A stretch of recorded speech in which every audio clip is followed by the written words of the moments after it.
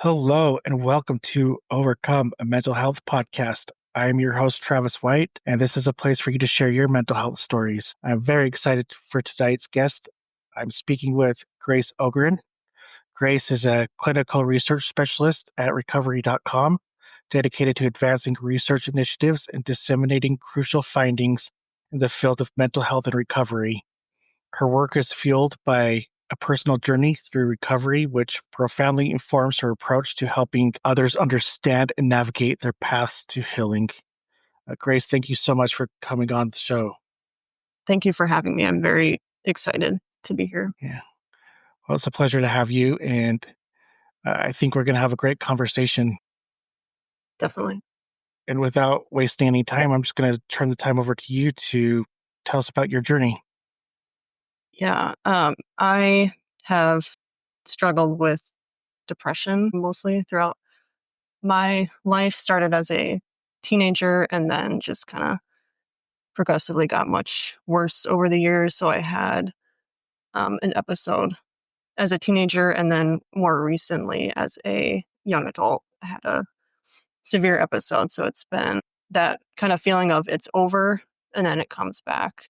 And navigating that, it was very painful and difficult to have it come back. And I went through intensive treatment recently, and that is also where I was diagnosed with type 2 bipolar. And I found that explained a lot, like the very cyclical nature of my depression. And so that was, I think, pretty major in getting me on the right medication. Whereas before I was mostly on antidepressants, but with bipolar, it's mood stabilizers that are important, and antidepressants can even make it worse in cases. I think finding that out was really huge for me, and that was a big part in my journey recently. And I have done ketamine therapy for depression, and recently I've been doing the keto diet, actually, because there's been some studies published on that for bipolar. So I just tried it, and I think it's been helping. So I feel like I've tried a lot. I've been to kind of all the levels of treatment that there are, and yeah, learned a lot. Yeah, have you, since you've been diagnosed with bipolar, with the medication they have you on, have you felt like that's helped you out a lot compared to what you were on before? Yes.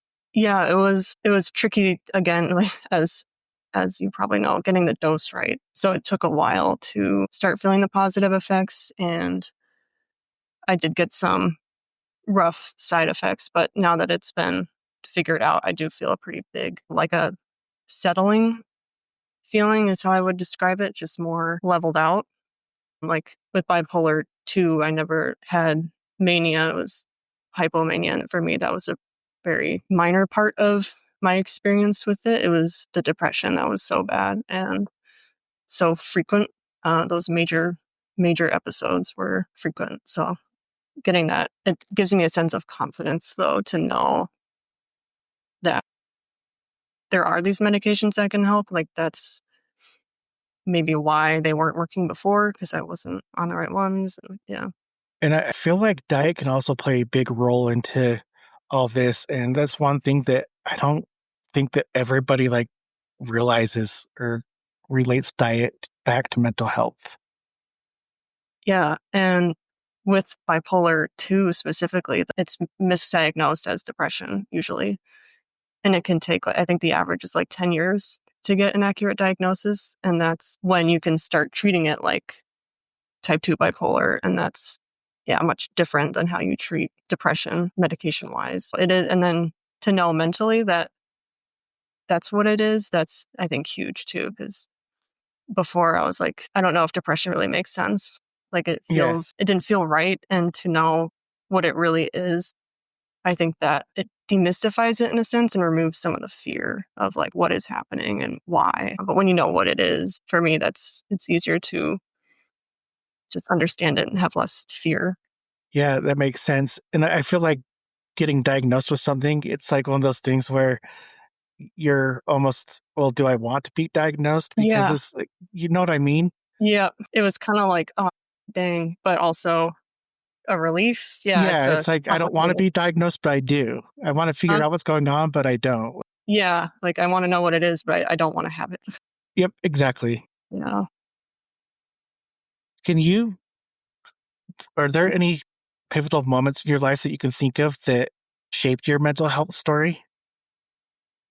Yeah, I moved when I was like almost 13 out of state, and we were living in a very, very rural area.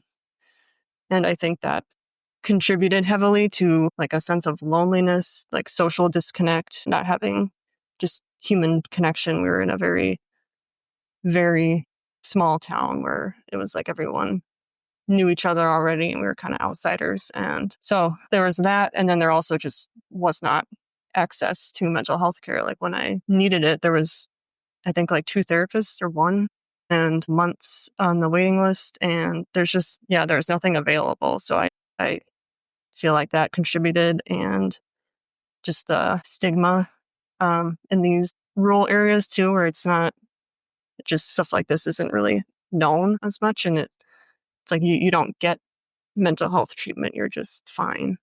So it was kind of like overcoming that, and just the true lack of availability. Like there's really just nothing. And yeah. Yeah, I grew up in a small town, so I can relate to the side of where people from somewhere else move in.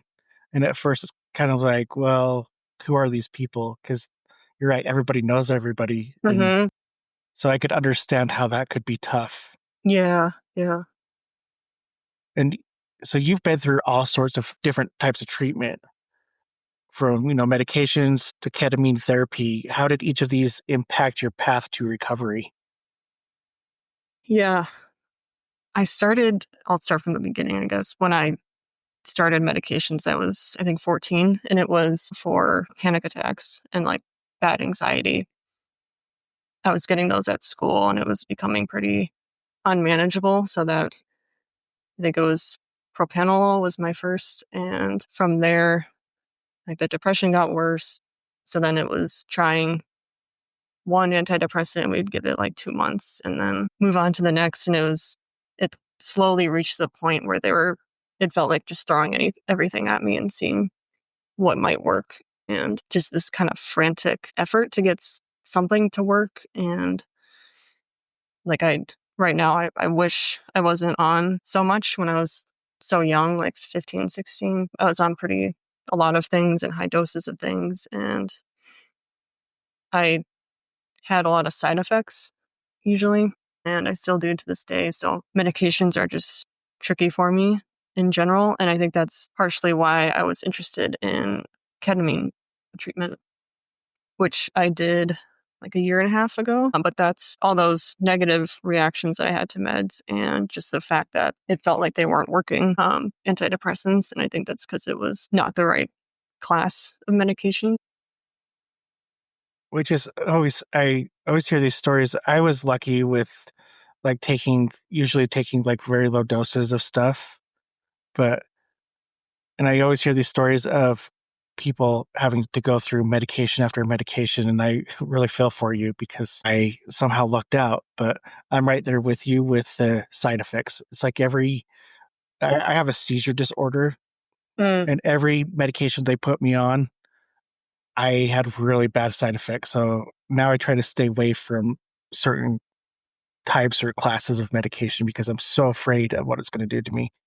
Yeah, they can do some really bad stuff. And just even the black box warning, like Hmm. it felt very strange to be like, this is either going to help or make it all worse. Yeah, And it's like, is there something in between? yeah. It's either going to help or destroy your life. You get to Yep. choose, right? Yeah. Good Yeah. luck. Yeah. I was on a high dosage of anti seizure medication because I was having so many. So the doctor was like, well, we need to get those seizures to stop. And I actually started hallucinating, and I had never hallucinated before in my life at I bet that all. was So freaky. it was really scary. Yeah, man. And I told him, and he said, well, if you're hallucinating, you need to go see a psychiatrist.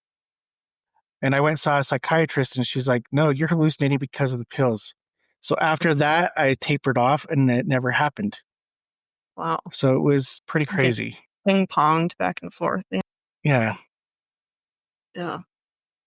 For somebody out there that's struggling kind of with the deep, dark depression today, what would you say to them? What would you say to be the first steps to get moving and to get past or overcome this hurdle?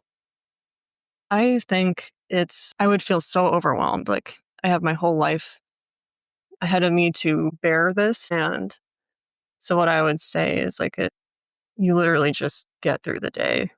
Like just, and how much of a like lift that is. I think people can underestimate like how much of a struggle that is when you are in a really dark place. And it's like thinking about the future can make it so much worse. And because you think, oh, I can't even take one more day like this. Like, how can I look at my life months or years down the line and there's no guarantee that it'll get better? It's kind of like just literally get through every second, take it second by second. And that just helped me not feel as like, I guess, paralyzed in a way by the future and hopeless. It was like lock in for, the next few seconds and then make it through the next. And like if you don't give up, it will get better. And I feel more confident in saying that because I have had it come back so often. You've been in the darkest, deepest part of the tunnel. Yeah, very much so. I actually spoke with somebody last night that mentioned that, like, sometimes I take 2 steps forward and then I feel like I take 5 steps back in that same day. And he said that the most important thing to remember is at least you took 2 steps forward. Yeah. Yeah, Like like it's the how small wins. uh-huh. Like it just truly make it through. That's your responsibility. And don't tell yourself to do more, expect more. Like that's when it's that dark and bad, that's the hardest thing you can do is keep going. So Yeah, I totally agree. What with your so when you actually did ketamine therapy, could you see like a difference that it made? Like I've never I tried it. I've heard stories about it. Like my friends have had some friends that have tried it and said this is great, but like I don't know. I've heard of like a mix of yeah, stuff. So yeah. For me, it did not do much. I think overall it's not harmful, but I didn't notice the stuff I was seeing in the research. And I learned about it through my job, which was a website that has addiction and mental health treatment, helps you find that. And just I was researching some of the centers on the website, and I had never heard of ketamine treatment, or it was I think Spratovo. That is what I read about, and then I read more about like IV ketamine treatment, and just realizing it was a possibility was really cool. Um, and then I kind of tucked it aside, I guess, and then a year and a half ago, when things started getting bad again, I was like, maybe I should try ketamine because I know I understood how it worked because I needed to for my job. And it just sounded really, really promising, and just the lack of side effects because I knew I didn't tolerate antidepressants well. So that is what led me to it. And what I've seen is there's like a 30% chance that people will not have any positive reaction to it. But most like accounts of people's experiences, it was all very positive. So I went in with a lot of hope because things were really, really bad at that point. And it's very expensive for one. It's not covered by insurance. And if you're getting infusions, the like standard package of what you do is 6 sessions, and they're each like the place I went is they're each almost 4. So it's thousands to do the full session, and then you're supposed to get maintenance doses as well. So I guess all that to say is I was very desperate, and the cost, it was like my parents helped out, and I just was like, if this works, like that would be life changing and life saving. And yeah, I went in with a lot of hope. And I did the IV infusion. There's two types of that, where you either get a bolus, I think they call it, or it's kind of just dripped in gradually. The first place I went, they did it with a bolus, which means it just takes effect quicker and it can be kind of more intense. So I didn't know that anything about that before I started, but yeah, I did the full 6 sessions and it was an experience. But yeah, at the end, I just was like, I don't think that made it worse, but didn't It didn't do really, what I had yeah. seen. And you said there was no after effects for you, like side effects from doing it? No, yeah, the actual, like, the day of, you're pretty much done with your day when it's over. Like, your vision is blurry and you're kind of really tired and dizzy and unsteady. So they're like, just sit down and like don't work or don't do anything. And then it's even before the sessions, they're like, make sure you're very relaxed and not like watching anything stressful or engaging in something like emotional, because it can affect what you see when you're supposed to be hallucinating, like totally dissociated and hallucinating. And that did happen for me. And the first time, it was very scary. I didn't realize how important music is to the experience. If anything, if I suggest anything about ketamine therapy, it's make sure you have like nice music. Because I was listening to, like, I think rainforest sounds my first time, and then I was seeing myself in just a dark forest, and it was really scary. And then after that, I did more like just classical music, and I started seeing like everything I would see would be with the beat. So it was like lights and pretty stuff. So music is huge. And then my second session, they actually dosed me, I think, too high. There was some issue with the dosing. So that was kind of scary, where they had issues with just waking me up. Because you're supposed to come out of it gradually, but it was just too high of a dose. So that kind of made it That sounds creepy. scary. Yeah, it was. Yeah, to wake up to them, they're shaking me. And So for you, what does your really low, darkest moments look like? I I think it's feeling. I'm thinking of two things, but they kind of coincide. It's like such a complete disconnect from life that I feel like a huge burden on people, and then it kind of gets to the point where I just stop caring. And it's very strange. Like that's when I know it's really bad, when I like don't care about my family anymore. And when it reaches that point where I'm like, I truly, I don't care anymore. And like, I don't even have the feeling of being a burden. That definitely is maybe like one tier below that. And that is a sign for me that things are really bad. But it felt like for me, there was then a level above that where I just kind of felt like I was dissociated in a way, and just this really strange, like empty, I don't care anymore. I don't care about, yeah, my family, and even the guilt that I am thinking when I, think of suicide like that. It just starts to feel like you're in this glass box and everything is outside of it and it can't touch you or affect you anymore. And it just is like, well, I'm just done. Like that's to me like the bad scary point is when I just am like shot and done. I don't care about anything anymore. And yeah. Yeah, that's putting it, as you said, like a glass box. I really like kind of that, I guess, metaphor kind of thing that you used, because it's a great way of explaining it. Like it's, and those deep, dark times, it's like really hard to explain to somebody too. It's like Mm-hmm. really hard to find the words. Yeah. It's like I mentioned before we start speaking it and coming out of this rut, and my wife's like, no, you got to explain it to me because I have a problem with dissociating.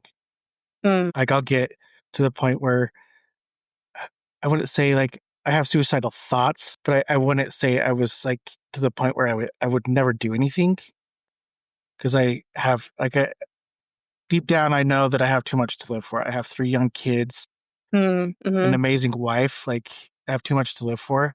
But Yeah. it's like my wife's like, you need to explain this. I was like, I can't explain it. She's like, well, what's going through your mind when you dissociate? I was like, well, I lose track of time. Like I don't know. I so Yeah. out of like such a out of body experience that I don't even know what I'm thinking.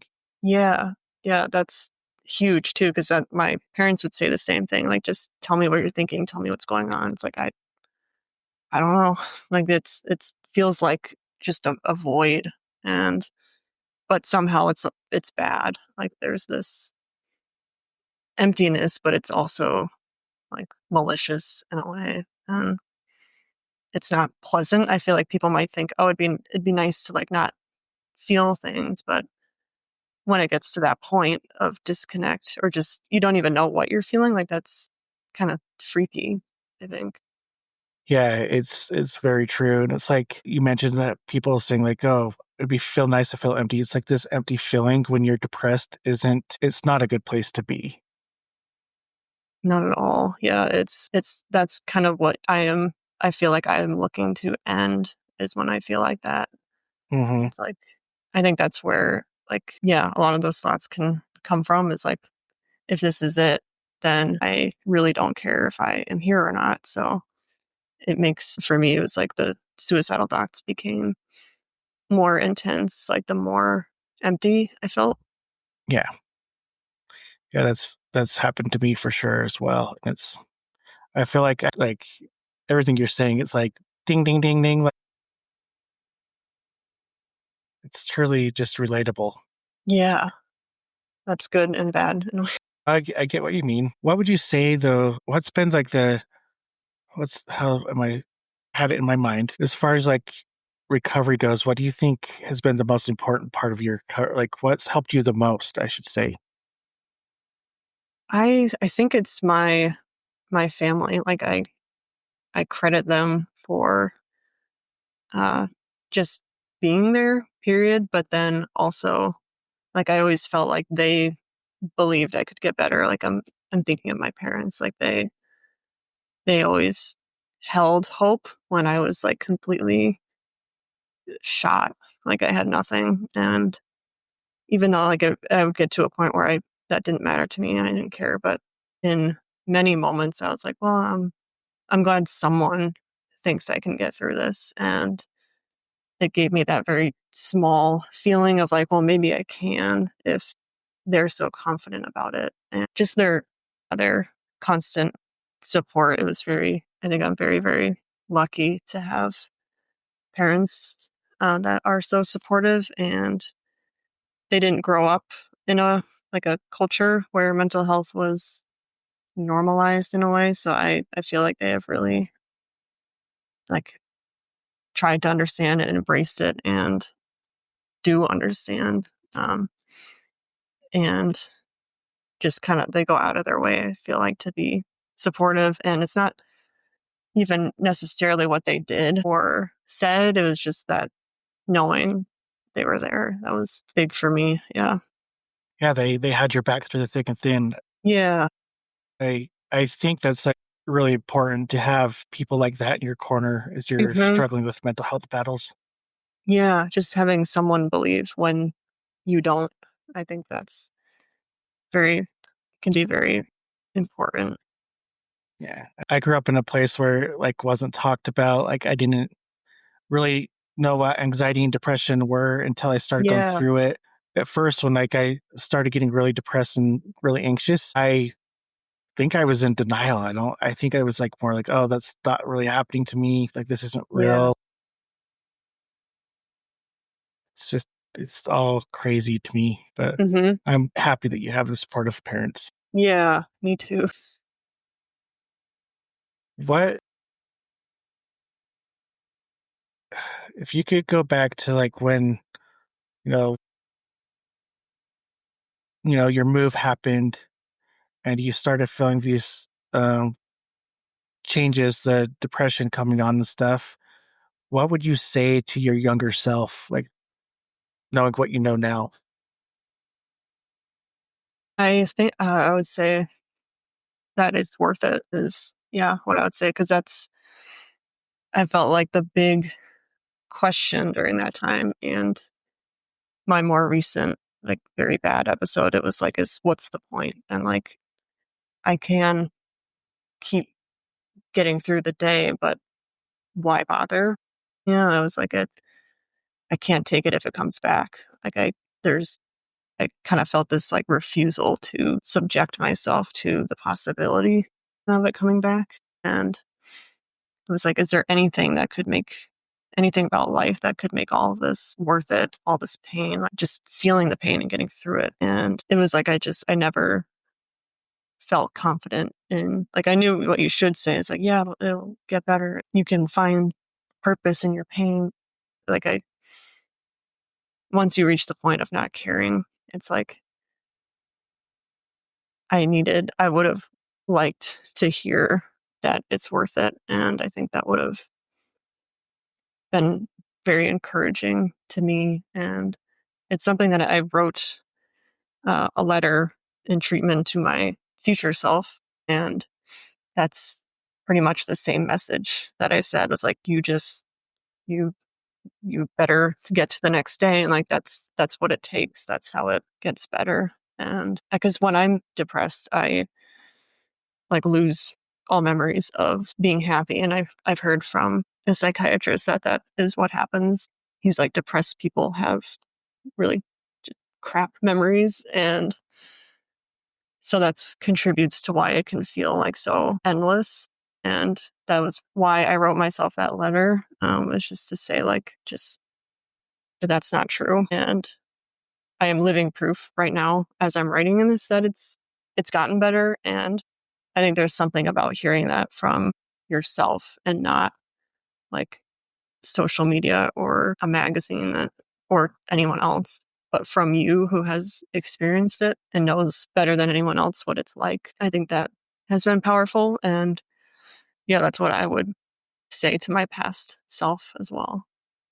Yeah, and I like that you mentioned that somebody with depression has a bad memory, because sometimes at work, like when I'm in my dark moments, it's like I'm an IT project manager, so there's lots of moving parts and pieces that I have to remember. And there's days where I'm Yeah. like, I just don't even know what to do, Yeah.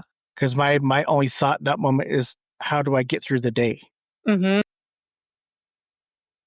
Yeah. And that is like, I had to take a leave of absence, I think starting in November. And that was part of why I was like, I cannot function. Like it feels like my brain is not working. I can't do my job. And that was kind of its own separate thing from feeling depressed and suicidal. Like those were the issues, but the effects of depression, like it can be so much more than you would think and so kind of all encompassing.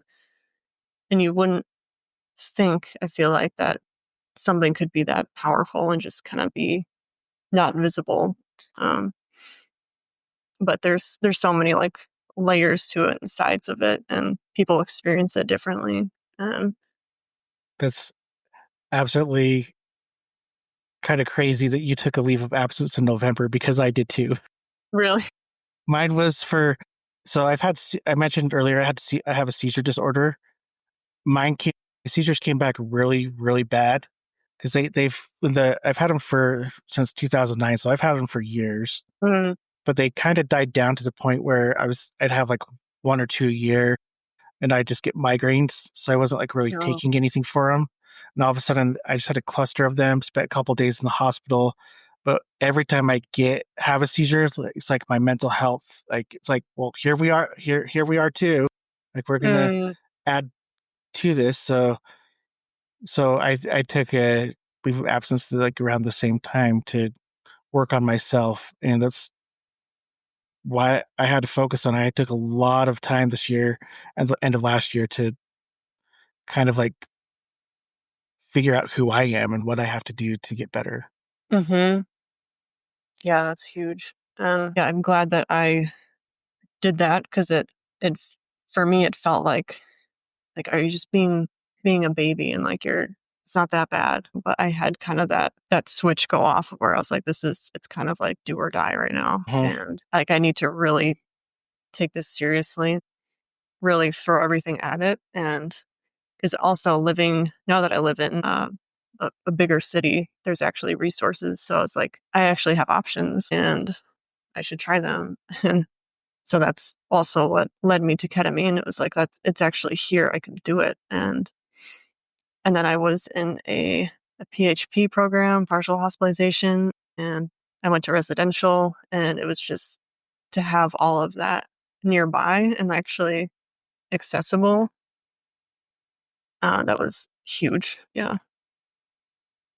And so I'm curious though, how long have you been doing the keto diet for? I started the end of March, so a few months. And have you been able to tell any changes from that? I kind of hate to say it, but I have, and I only say that because it kind of sucks to not be able to eat like most food, but I feel like it's worth it every time. Every time I feel annoyed with it, I'm like, well, I know what can happen, and I don't know for sure, if that's exactly what's been helping, but I did feel like once I started, I reached a new level of like calm and the sense that the other shoe wasn't about to drop. Like I felt like that kept me very like nervous and anxious and just like I could not engage with life or feel happy or anything because it was like it's going to be gone tomorrow or it could be. Just that alone is takes your joy, I guess. And so with keto, I noticed it made me feel more like I felt like things could go wrong or something bad could happen and I'll still be okay. I'll still be, it's not going to start the cycle again. And when before it was like I just kind of living in fear of what is going to trigger it next and like what maybe I'll just wake up and nothing will trigger it, but I'll still feel bad. So it's not, I don't see it as a cure by any means, but I think if it helps even like 1%, that's like worth it for me Mm. because it can just get so bad. Yeah, but I was very, very hesitant to start it and I avoided it for months because I was like, life is already hard and now I have to cut out carbs and sugar. Now I have to watch what I eat and Yeah, yeah. So I did wait until I was doing better. Not like 100%, but I was enough better to where I could stomach the idea of keto. yeah, my mother-in-law is on the keto diet and she like so I we go to her house and eat dinner almost every Sunday. And so when I go there I call it the keto cleanse. But that's I had to I'm not on the keto diet, but that's one thing that I had to do at the end of last year was I kind of cut back on sugars and Mm, um I eat more like gluten free. Overall I just eat more healthy because I actually the types of seizures I got diagnosed with this last round are non-epileptic. So they say that they make them sound like they're all just when they're called let's see PNES, what was it, psychogenic non-epileptic seizures, mm, and they used to call them something else. So it makes you almost feel like they're calling you crazy for having these seizures because they're not the same. Like they're still seizure, but they're not classified the same as ones that like release from your brain. So no medication works for them. So I actually went to like a more, what do you call it, natural doctor, and not like mm. and they said, change your diet. And so I did. And I actually started seeing the seizures improve. And Oh, I started seeing my moods change. And like, I was like, oh, so I'm feeling more naturally happy and I'm not yeah. seeing the seizure stuff. So Hmm. I think I, big part of it for me too is it feels natural. Mm-hmm. And I got not necessarily that medications felt artificial, but there's something just very slightly different Yeah. about how I feel now. Yeah. So I commend you for finding something like that and sticking with it. Yeah. And it's Changing your diet is not really easy to do. no. Yeah. And I kind of hesitate even to tell people or recommend it because like it is huge and you don't want to make like I really got almost mad when people like my parents do keto and so they're like just do it, it won't hurt, and I'm like I don't want to have to do keto to feel better, like I don't, but then I just was like I'll just try it and you do adjust, and I'm glad that I tried it, but it yeah. What would you say was like the hardest food to give up? I always miss, I never even ate them much, but like crumble cookies, I've had them like 3 times in my life, and then that's always what I think of when I want something like that, and donuts. And then coffee too, you can't I used to get a lot of coffee with, like, honey or syrups in it, and now you can't have the fun coffee Yeah. drinks, but yeah. Yeah, I was a huge like soda drinker, and that's one thing I did was like completely stop drinking soda. Oh. And I drink what's called Zevia, so it's like a kind of helps you get rid of that. I guess the soda as a vice, Mm, and it has a different type of sugar in it. They don't classify it as a soda, so I'll drink that, but it's not the same tasting. It's not doesn't yeah. compare to an ice cold Coke. Alright. So I just have honestly a few more questions here, just because you just make me curious about uh, a lot of things. Because I think in ways like our story actually is similar in ways, but not, if that makes sense. Mhm. Yeah. So, what do you think they could change as far as like the mental? Well, let me rephrase that. What do you think they could change in rural areas to like help improve mental health? I think just making sure people know it's there, because there's even, like, the lack of physical treatment options, like, that's you can't do much about that even if you tell people it's there, but they can't get in like that. It's not super helpful, but what I've learned at my job at recovery.com, it's like there's just seeing the amount of options when I started working there, it was really, like, bittersweet, like, there's so much out there, and I just felt, like, burned that I didn't know that, like, there's virtual programs, and you could there's places just for kids who are depressed, and, like, finding that out was really, like, yeah, it was hard to know that that was out there, and when we would have done, like, anything, when you're at that point, and then it feels even more hopeless when you think there's nothing out there. So I feel like making people very aware of what is out there, like, you can, if it's at a bad point, you can travel if you need to, you can, but mainly, like, virtual. There's virtual, either just therapy or, like, intensive outpatient partial hospitalization, like, that can be done virtually, and I like in person better for that type of stuff, but just it's something, and it's if it's either that or sitting by yourself and thinking no one out there cares or there is nothing, I think anything is better than that. So just the knowledge that, like, there is someone, people do care, people do try to treat this, and yeah, you're not alone. And I think that finding out people care enough to treat it is what helped me feel not alone. Yeah. Yeah, and back when I was in my early 20s, I worked at a residential treatment center for teenagers. And I can tell you that I can't speak for all the people that work there, but the majority of the people that work there really care about the teenagers that come in. Like it's like otherwise you can't do that job. Yeah. Yeah. So what uh outlets do you do or do you have to keep you grounded? I think two main buckets. I write, and that is my, I guess that would be my passion. And that was something that really helped me get through the depression. Like, I don't feel like it saved me, or anything like that, but it's just something that didn't get taken. It felt like I lost interest. It's one of loss of interest or pleasure in daily things you once enjoyed, like that. I lost, like, I used to paint and draw, and that all just kind of like flatlined. Writing just stayed, and that was a big factor in why I wanted to get better. Is like, I want to finish my book, and so I write books for young adults, kids my age when I was doing really bad, that just to have some. I used books as like a escape, and seeing characters go through something worse than what I was going through. Like that's what inspired me to write and to create a story and a character who was going through something worse.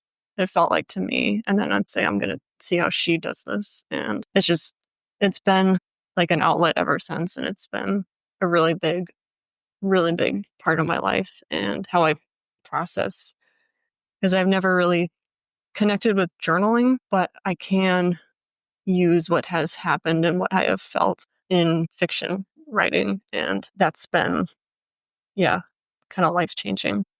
That's really, really cool. And would you say that you're like doing that type of creative work? Would you say that's more of an escape as well? Or does it actually Yeah, help you process like the difficult experiences? I think it's a really good mix of both, because I do seek it out when I'm not doing well, but then there's also when I'm really not doing well, I don't want to do it. And then there's kind of like a medium. And when I'm in that spot, I feel like when I do the most like processing work, and just it can be very subconscious too, but I'm seeing these characters go through things that I can't even imagine happening to me. And or they make really big mistakes. They screw things up really bad, and things just seem like they're over. And it can just be very, yeah, like subconsciously helping me process. I think a lot is putting characters in bad situations basically, and then getting them through it. That's really, really cool. I've thought about writing books, but I'm like, I don't have it in me to down and do it. And I don't think I have that type of an imagination anymore. Yeah, they take a long time. I'm just about finished with one, but it's taking me a long time. Well, I'm here in your corner and hoping that you get all done and edited and whatever needs to be done to get it out there. Thank you. Thanks. If you could just, I think, yeah, if you could make, sorry, I'm like losing my train of thought here.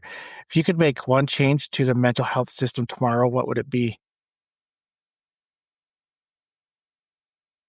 I think it would be finding some way to take care of people who are in the area between needing treatment and getting it. Like in my experience, it took me a week of calling and leaving voicemails and emails just to get a treatment center to call me back. So I get kind of annoyed with this saying of like, just ask for help. And it's like, help didn't call me back. Yeah, there's this like fight you have to do. And I feel like that people don't know that. And once you're in that situation, it's so discouraging. It's like I'm trying to get treatment, and they don't seem to care, and that's their job. And so what I would like is to be like, we don't have a space for you right now, but here's what you can do, or Mm-hmm. or even just to acknowledge, like, sorry, or we're trying to get you in, and like, this is coming, don't lose hope. Like, Yeah. there's just this kind of like hands off, like, well, we can't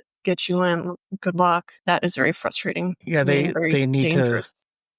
well, extremely dangerous. Like, Yeah. because most of the people that are calling these centers and trying to get in there are not in a good spot. Yeah. And just to, like, if they could leave the person with like a little bit of light and hope Yeah. to be like, okay, well, maybe in a week they could have something like, Hmm.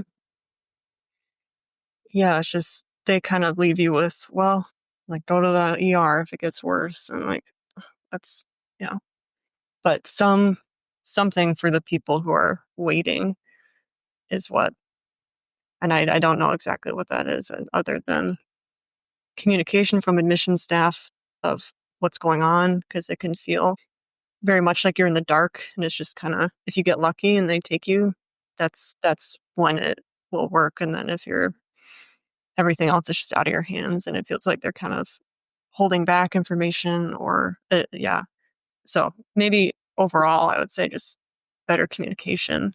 Um, Sense. So this is a question that I ask all my guests, just because I like to hear the different responses I get. It's a pretty generalized question, but what do you touch base on it a little bit? What do you feel is the biggest stigma within like when it comes to mental health?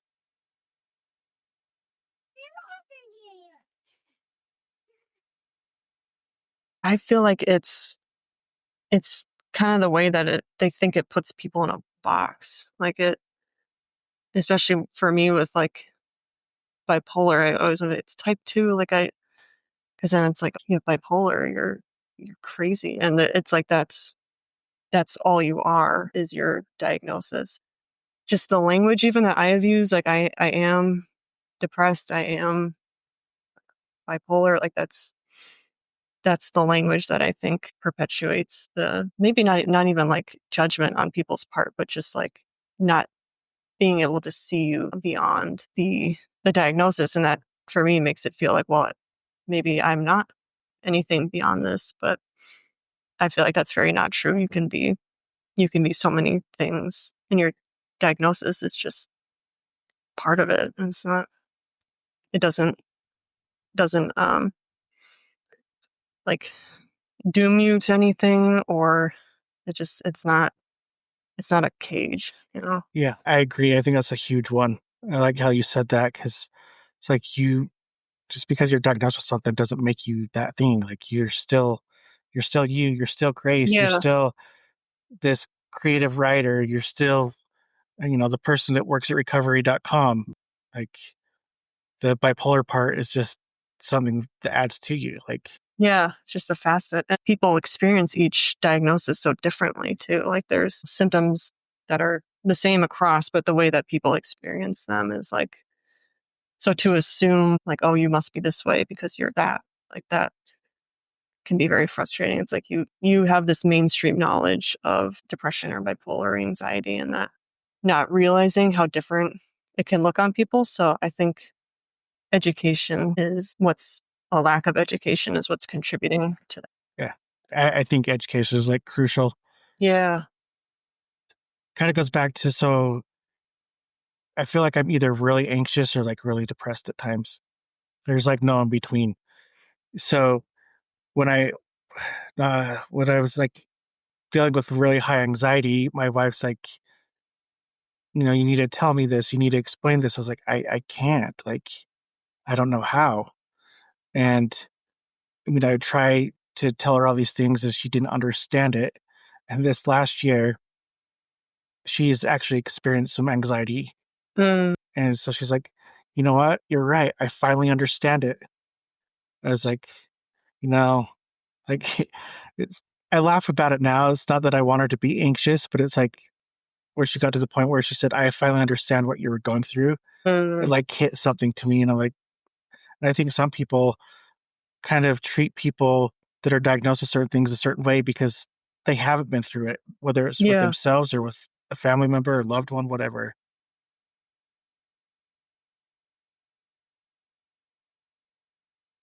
And where can people find you? I have on recovery.com, I write articles. So I have if you look there's a resource hub with articles. I'm there. And I am on LinkedIn and Instagram. I'm Grace J. Ogren on Instagram. And I have a website, just graceogren.com. I'll make sure to add all those to the show notes here. And one last thing, we've covered quite a bit on the show today. Is there anything you'd like to discuss that we did not discuss? I don't think so. I feel like we covered all the main things, and the things that I feel like people don't know and that need to be talked about. I feel like we had really good discussions on that. Well, thank you so much for coming on and being vulnerable and having such a raw conversation.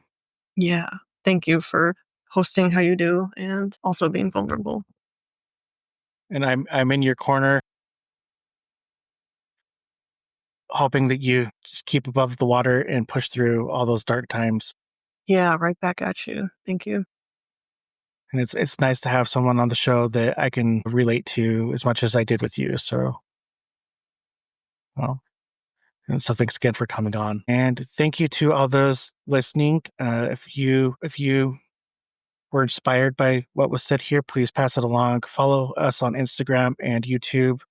It's where I do most of my work, and push the share button, the like button, and until next time, thanks again for listening.